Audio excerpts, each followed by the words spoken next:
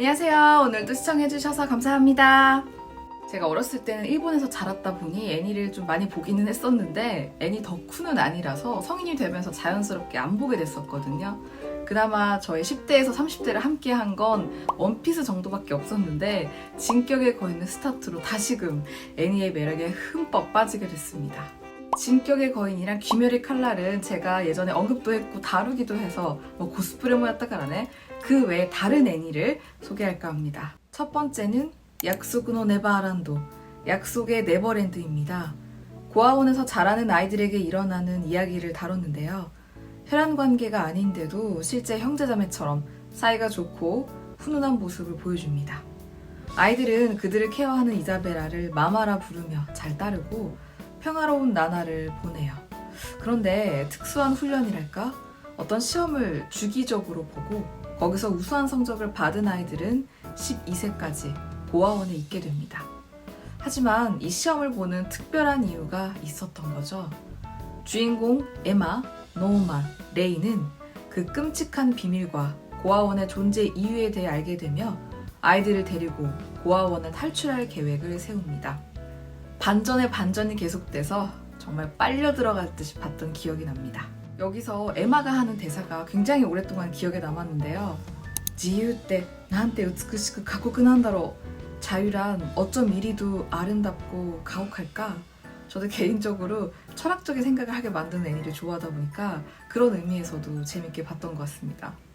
두 번째는 가게그루이. 상류층과 정직의 자녀들이 다니는 명문고에서 일어나는 일을 다루고 있습니다. 제목에서 이미 나와 있지만 가게는 내기나 도박을 가리키고 그루는 미친다는 뜻이니까 가게그루이는 도박에 미친 자들을 가리키겠죠. 이 학교는 도박 능력으로 계급이 정해지기 때문에 압도적인 실력을 가진 도박광들이 지배계층이 되어 학생회를 이끌어갑니다. 그런데 상류층이랑 정직의 자녀들이니까 얼마나 돈이 많겠어요. 베팅하는 액수가 한바나이 장난 없습니다. 그만큼 한번 크게 지면 재산이 거덜나고요. 돈을 다 잃으면 학교에서 개가 됩니다. 그런 말도 안 되는 학교에 말도 안 되는 몸매를 가진 자바미 유메코라는 여학생이 전학을 와요. 늘 그렇듯 이 여학생이 게임 체인저가 됩니다. 원래 즐기는 자는 못 이긴다고 하잖아요. 유메코는 게임 난이도나 배팅 강도가 세질수록 더 즐거워해요. 그런데 돈만 거는 게 아니라 잔인하기까지 하는데요. 여주가 도박이 너무 좋아서 자주 흥분하는 모습이 마치 성적으로 흥분하는 것처럼 보여서 성인 애니답기도 합니다. 이 애니의 대표 문구는 가게그루이마쇼인데요. 도박에 미쳐보자는 뜻이겠죠. 세 번째는 스파이 파밀리, 스파이 패밀리. 다소가레라는 코드명으로 활동하는 유능한 스파이 로이도에게 평범한 가정을 이뤄야 하는 미션이 생긴 겁니다. 먼저 딸이 필요했던 로이도는 고아원에서 여자애 한 명을 입양해요. 하지만 엄밀히 따지자면 입양을 유도당했다고 표현하는 게 맞을 것 같은데요. 사람의 마음을 읽는 초능력을 가진 그녀는 아버지가 될 그의 진짜 직업이 의사가 아니라 스파이인 것을 알고 설레는 마음으로 입양을 유도한 것입니다. 이 여자애가 바로 아냐인데요. 제가 전에 한번 몹쓸 흉내를 냈었죠. 또한 아내 역할로 로이도의 눈에 띈 건 시청 직원으로 일하고 있는 요루였습니다. 그런데 그녀는 일찍부터 부모님을 여의고 남동생을 부양하기 위해 청부살인업을 하고 있던 암살자였습니다. 요르는 본인의 정체를 숨기고 살아가기 위해 위장 결혼에 동의하고 이렇게 모두가 각자의 정체를 숨기고 가짜 가족이 되어 생활하는 이야기입니다. 다소가레는 멋있고 딸 아냐는 너무 귀여워요.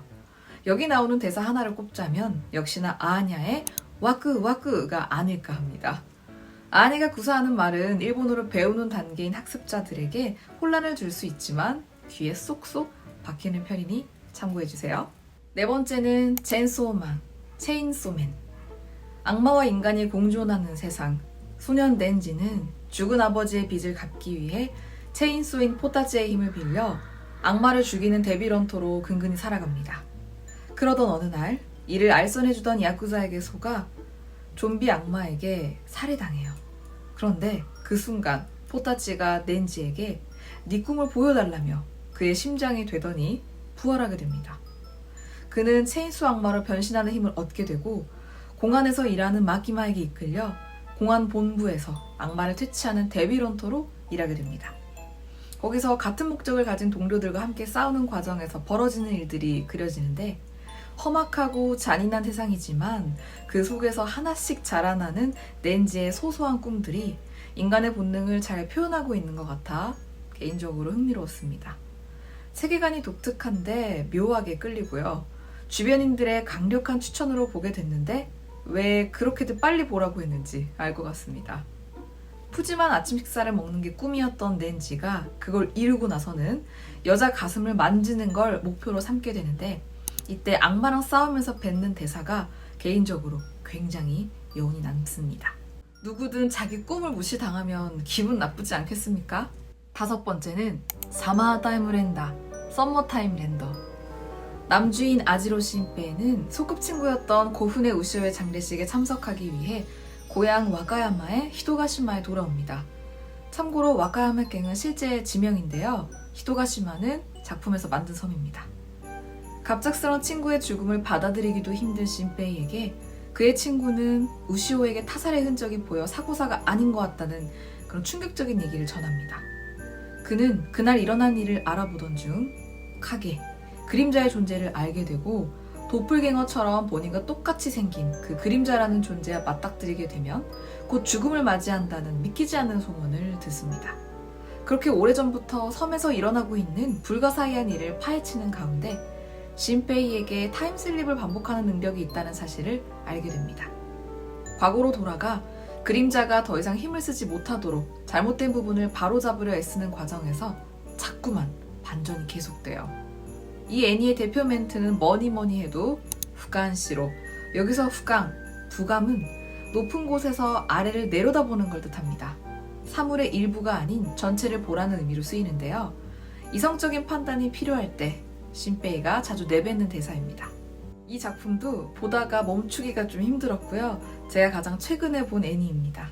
혹시 여러분들도 볼 애니를 찾고 계셨다면 한번 구경 가보시면 어떨까 싶고요. 저는 카나다노 아스토라, 저 너머의 아스트라라는 애니를 보기 시작할 겁니다. 그럼 저희는 다음 영상에서 뵐게요. 자, 마다네!